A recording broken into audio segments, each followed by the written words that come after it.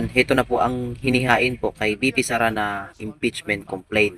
So pakinggan yung mabuti yung mga anti-Duterte dyan na nang malinawan kayo sa kasi ang galing po ng paliwanag ni Attorney Rufus Rodriguez. Panoorin natin, let's go. Respected endorsers, let me just comment first on the prefatory statement. Yesterday, I really acknowledge the statement and the lyrics given by the Honorable De Lima on whatever you go to come here, get here, by train, by car, by plane, by boat. And that is the song, Get Here, by Oleta Adams. Thank you. But in the prefatory statement, it seems that the prefatory statement is from the man from La Mancha, the impossible dream. I like to ask, is the quest to impeach the Vice President an impossible dream? Not at all. Okay. So, the prefatory statement should have been changed. There should be something more positive than negative. Otherwise, impossible dream is an impossible dream. But anyway, I go now, Madam Chair, to the grounds. We will methodically go into the grounds to try to go to trial against the Vice President. So, number one, the first ground is Vice President Duterte committed culpable violation of the Constitution. There is none. There's no direct. We cannot have a violation of general principles of state policies. There has to be a point, according to the Supreme Court, there has to be clear, specific provision that is directly violated by the impeachable official. There is none. There is no allegation of that. Next, and this is where there is what we have to discuss because there are many underlying grounds for betrayal of public trust. The first one as stated in the complaint is committing plunder. Madam Chair, plunder is on the Republic Act 7080. We have to put in here all the elements of plunder, which are for misappropriation, conversion, misuse or malversation of public funds. Receiving the commissions, he receives the money, the kickbacks, you see, illegal fraudulent conveyance of assets for taking advantage.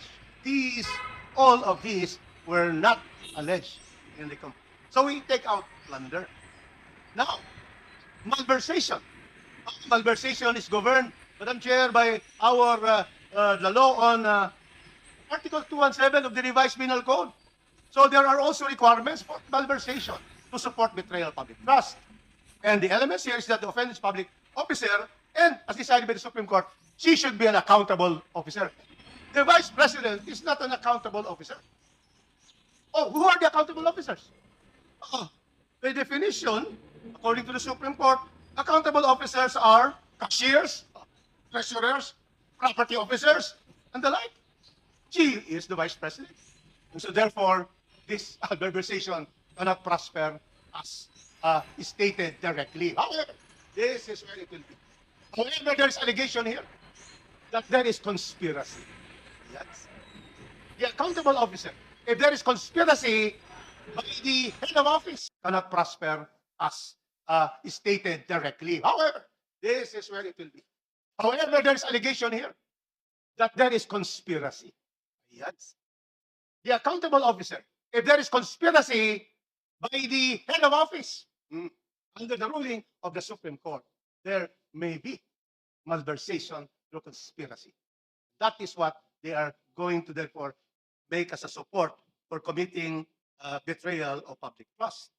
And then, graft and corruption. It is governed by Republic Act 3019, Article 3. So, paragraph 3, E, F. And there is also no clear allegation that because of his office, he gave due advantage or she received kickbacks. This is confidential fact. And so therefore, Madam Chair, we could not also say that there is graft and corruption. Secondly, and lastly, other high crimes, very far from it. In this case, the allegation is that there is a misappropriation of 500 million in the OVP. 125 of that was 2022, 375 in 2000. Now, what is the status now of that particular finding by the COA? Madam Chair, the COA saw that there is lack of funds, lack of supporting documents, documentary evidence of payments. But there is no COA finding of corruption of the Vice President. This is just the lack of documentary evidence of payments to the respective beneficiaries. And then we also have, Madam Chair, in this case, graft and corruption is defined, the Supreme Court said this is about 3019. So in this case, there is no, when did the Vice President receive the money? Hmm. Where was it deposited? Hmm. So therefore, receiving these gifts or kickbacks under under If I 3019. may interrupt, Honorable Rodriguez, you are more than 5 I'm minutes, just going so to wind kindly up, wrap Madam up. Chair. I'm just going to wind up. And then other high crimes, it is far from other high crimes.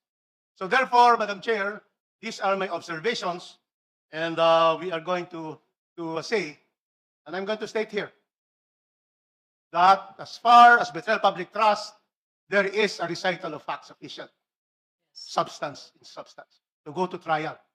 The particular case here, there was observation, audit observation, and there was notice of disallowance. That's correct. But then the Vice President has appealed this to the Commission on Audit. As to allegations found by our committees on various matters, these are to be explained in the trial. And so therefore, I find that the first ground, there is substance in substance of this one. Thank you, Madam Chair. Honorable So, ayun, salamat sa panonood. So, pasensya ka na kasi medyo mahaba yung video natin. So, kung umabot ka man sa punto ng video na to, huwag mo naman kalimutan mag-like, follow me for more videos, then pakishare na lang ng ating videos. Maraming salamat po sa panonood. God bless us all.